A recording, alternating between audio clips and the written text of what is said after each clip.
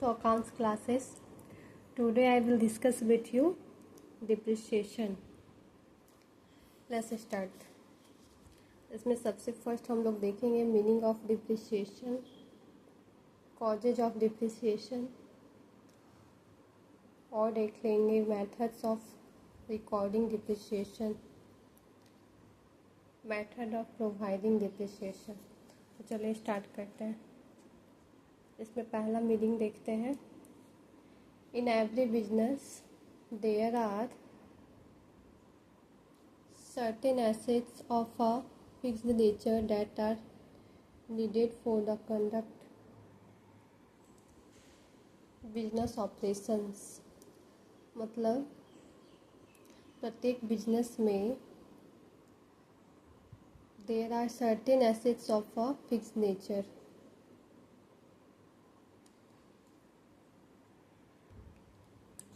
There are certain assets of a fixed nature that are needed for the conduct of business operations।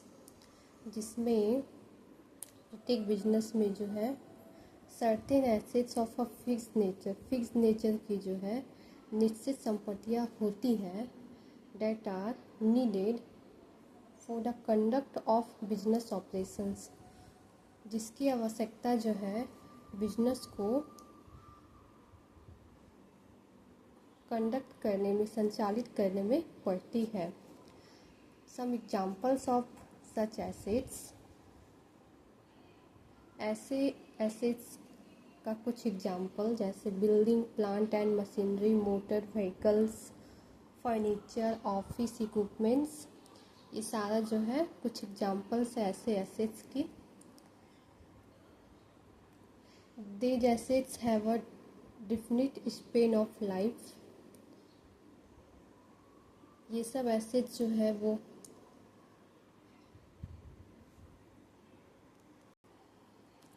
These assets have a definite span of life। After मतलब कि जो ये assets है ये सब, इसके पास जो है अपना डिफिनिट स्पेन ऑफ लाइफ होता है कि 10 साल 15 साल फिक्स टाइम में जो है यह मशीन काम करेगा। After the expiry of which the assets will lose their usefulness for the business operations. और एक्सपायरी के बाद, after the expiry of which ये द एसेट्स जो है will lose their usefulness for the business operations. जो assets है वो अपना यूजफुलनेस, जो उपयोगिता है, जिससे जो उपयोग किया जाता है, वो लॉस खो देता है, ख़त्म हो जाता है। Fall in the value and utility of such assets due to their constant use and expiry of time is termed as depreciation। Main चीज़ यहाँ से देखिएगा, फॉल इन द वैल्यू मतलब कि मूल्य में गिरावट, and utility of such assets. Utility मतलब कि जो उपयोग हो रहा है एसेट्स का, due to their constant use, लगातार जो यूज हो रहा है एसेट्स का, एंड एक्सपायरी ऑफ टाइम, और जब टाइम ख़त्म हो जाता है उसी को जो है टर्म एज डेप्रिसिएशन, इसी को हम लोग बोलते हैं depreciation. Fall in the value and utility of such assets due to their constant use, लगातार उपयोग करने से, एंड एक्सपायरी ऑफ टाइम, और टाइम जब एक्सपायरी हो जाता है, is term as depreciation. Next देखते हैं। इन अदर वर्ड्स, इसको भी देख लीजिएगा, the process of allocation of the costs of a fixed assets over its useful life is known as depreciation। दूसरे वर्ड में भी एक हम लोग मीनिंग बता सकते हैं कि प्रोसेस, किस चीज़ का प्रोसेस, तो of allocation of the cost, जो लागत होता है उसका location of a fixed assets. ये जो फिक्स्ड एसेट्स है हम लोग का डिप्रिसिएशन, जैसे बिल्डिंग, प्लांट, ये सब फिक्स्ड एसेट्स है ना। Over it's useful life, over it's useful life मतलब कि टाइम पूरा हो जाता है, जो ओवर उसका जो लाइफ ख़त्म हो जाता है, पूरा हो जाता है इज नोन एज डिप्रिसिएशन, इसे कहा जाता है डिप्रिसिएशन। और एक डिफिनेशन देख लेते हैं।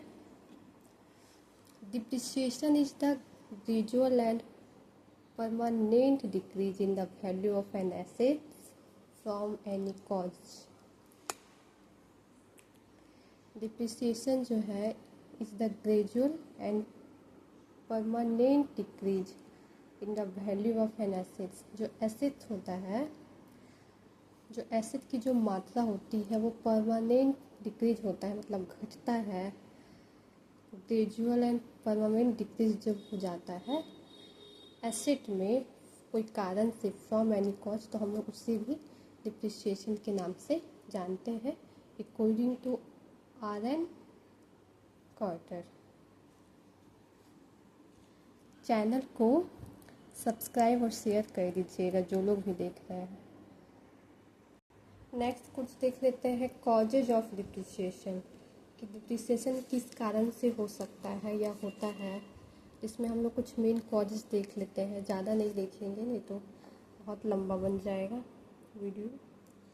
इसमें कि हम लोग एक देख लेते हैं बाय कंस्टेंट यूज। अभी हम लोग थोड़ा देर पहले कंस्टेंट यूज के बारे में डिस्कस किए ही, कि due to the constant use of fixed assets in business operations wear and tear arises in time which results in the reduction of their values।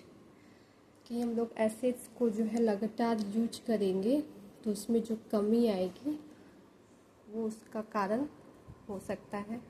एक by expiry of time, time पूरा हो जाने पे the value of majority of assets decrease with the passage of time even if they are not being put to use in the business।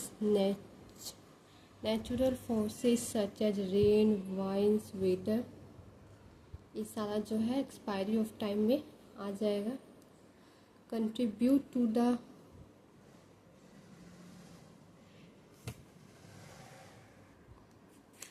और क्या इधर deterioration of their values, मतलब कि जितना उसका जब टाइम पूरा हो जाएगा एसेट्स का decrease with the passage of time, जब उसका जो टाइम ख़त्म हो जाएगा, even if they are not being put to use in the business, और वो बिजनेस में जो है यूज के लिए नहीं रखाता है या खाता होगा तो। और नेचुरल फोर्सेस जो रहेगा जैसे कि रेन हो गया, वाइन्स हो गया, वेदर, ये सब का भी जो है इफ़ेक्ट, ये सब जो है कंट्रीब्यूट करेगा, उसके वैल्यू को कम करेगा। और एक दो देख लेते हैं बाय एक्सीडेंट। इसके दो ये भी जो है कारण हो सकता है। Sometimes a machine may be destroyed due to fire, earthquake, flood, ये सब कारण जो है हो सकता है। व्हीकल में भी damage due to accident, vehicle अगर डैमेज हो जाएगा एक्सीडेंट के कारण तो ये कारण भी हम लोग का हो सकता है। और एक क्लास देख लेते हैं permanent fall in market price. Market price जो है वो अचानक से मतलब कम हो जाएगा वो। The fluctuation in the market value of fixed assets are not recorded, क्योंकि such assets are not meant for resale but for use in the business। Sometimes the fall in the value of certain fixed assets is treated as depreciation, such as permanent fall in the value of investments। means कि जो fluctuation होता है market सब में, up down, ऊपर नीचे, ये सब मार्केट वैल्यू में फिक्स्ड एसेट्स का, ये सब आर नॉट रिकॉर्डेड, ये सब को रिकॉर्डेड नहीं किया गया है, क्योंकि such assets are not mean, इसका मतलब ये नहीं है कि फॉर रीसेल, कि इसको हम लोग दोबारा बेचते for resale, but for use in the business, business में उपयोग करने के लिए। समटाइम्स, कभी कभी, the fall in the value मूल्य में जो गिरावट आता है किसका, तो सर्टेन फिक्स्ड एसेट्स का, इज ट्रीटेड इज डिप्रिसिएशन, इसको ट्रीट किया जाता है डिप्रिसिएशन की तरह। जैसे कि permanent fall in the value of investment, जो इन्वेस्टमेंट होता है उसमें परमानेंट फॉल होता है, गिरावट आता है, उससे भी हम लोग कारण मान सकते हैं। अब नेक्स्ट देख लेते हैं थोड़ा, factors determining the amount of depreciation, मतलब कि डिप्रिसिएशन का जो मूल्य है, अमाउंट है, उसमें जो निर्धारित करने वाले जो कारक है, फैक्टर्स है, उसे देख लेते हैं। पहला है इसमें total cost of the assets, assets का कॉस्ट कितना है total. The cost of fixed assets is determined after adding all expenses incurred for bringing the assets to usable condition, जैसे कि freight, transit, insurance and installation cost, ये सारा हो जाएगा। The cost, जो कॉस्ट है, लागत है फिक्स्ड एसेट्स का, इस डिटरमाइन, उसको निर्धारित किया जाता है आफ्टर एडिंग ऑल एक्सपेंसेस, मतलब जो एक्स्ट्रा खर्चा होता है उसको ब्रिंगिंग करने में, जो एक्स्ट्रा व्यय किया जाता है फिर ब्रिंगिंग द एसेट्स को लाने में टू यूजेबल कंडीशन, उसके उपयोग में लाने के लिए, ये सब जैसे रेंट पे लाया गया, ट्रांजिट, इंश्योरेंस, इंस्टॉलेशन, ये सारा हम लोग का खर्चा ऐड किया जाता है total cost of the assets में। नेक्स्ट देख लेते हैं estimated useful life of assets, कि उसका एस्टिमेटेड यूजफुल लाइफ कितना मतलब माना गया है। Useful life of an asset is estimated in terms of number of years it can be effectively used for business operations।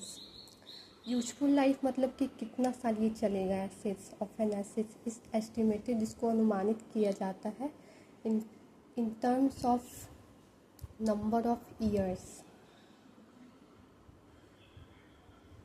It can be effectively used for business operations, ये जो है प्रभावी रूप से यूज़ किया जा सकता है बिजनेस ऑपरेशंस में, बिजनेस को संचालित करने में या संचालित करने के लिए।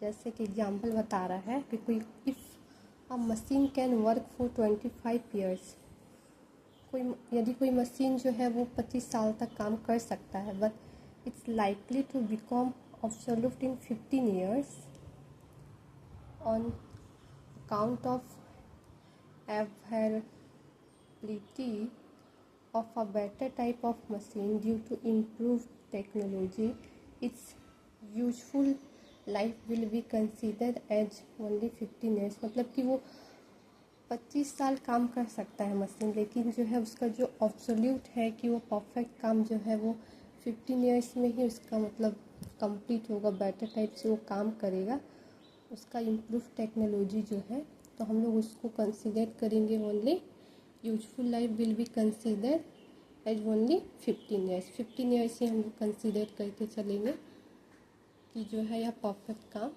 देगा मशीन। चैनल को लाइक सब्सक्राइब कर दीजिएगा। नेक्स्ट देखते हैं estimated scrap value, it is the estimated sale value of the assets at the end of its useful life. It is the estimated मतलब यह निर्धारित किया गया, अनुमानित किया गया sale value of the assets, assets का जो सेलिंग प्राइस है at the end of its useful life, जब उसका लाइफ ख़त्म होता है, इसको हम लोग बोलते हैं, it is also known as residual value या ब्रेकअप वैल्यू, जब उसका लाइफ ख़त्म होता है तो हम लोग उसको ब्रेकअप वैल्यू या रेजिडुअल वैल्यू कहा जाता है। Example, a machine is purchase for 60,000 and 4,000 are spent on its freight and 1,000 rupees for installation। मतलब कि कोई मशीन ख़रीदा जाता है 60,000 में और 4,000 उस पर खर्चा किया जाता है, उसको लाने में जो किराया पे जो खर्चा होता है, और 1,000 जो है इंस्टॉलेशन पे खर्चा किया जाता है। तो it is estimated that it's serviceable life will B 10 years। और यह अनुमानित किया गया कि इसका जो सर्विसेबल लाइफ जो होगा वो होगा 10 साल। Eight the end of which period it will have a scrap value of ₹8,000। और जब इसका ख़त्म होने का टाइम आएगा तो period it will be have, इसका स्क्रैप वैल्यू जो होगा 8,000 रुपया होगा। Depreciation in this case will be calculated on 57,000। तो अब जब हम लोग डिप्रिसिएशन को कैलकुलेट करेंगे तो 57,000 रुपये पे करेंगे। 60,000 में हम लोग मशीन खरीदे और 4,000 जो है इसका लाने पे व्यय हुआ और 1,000 इंस्टॉलेशन पे। तो सारा कैलकुलेट करके हम लोग का 8,000 रुपये जो है इसका स्क्रैप वैल्यू हो जाएगा। Depreciation charge on this machine will be 57,000 by 10। और ये हम लोग का डिप्रिसिएशन 5,700 एवरी ईयर जो है वो चार्ज होगा।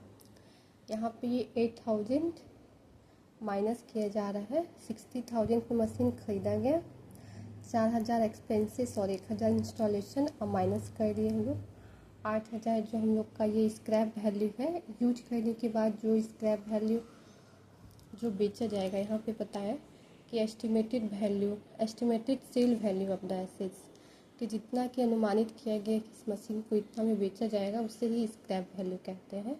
Eight the end of its useful life, उसका लाइफ ख़त्म हो जाने पे जितना में बेचा जाता है उसे ही स्क्रैप वैल्यू कहा जाता है। तो 8,000 यहाँ पे अनुमानित किया गया स्क्रैप वैल्यू। तो 60,000 में ये सबको ऐड करने के बाद ये ₹8,000 माइनस कर देंगे तो ये 57,000 हम लोग का डिप्रिसिएशन आ जाएगा। और इसमें हम लोग डिप्रिसिएशन चार्ज करेंगे इस मशीन पे 10 से डिवाइड करके। तो ये हम लोग का हर साल का डिप्रिसिएशन 5,700 होगा। ठीक है, आज के लिए इतना ही। मिलते हैं नेक्स्ट वीडियो में। और वीडियो से रिलेटेड कुछ इश्यू है तो कमेंट बॉक्स में कमेंट कीजिएगा।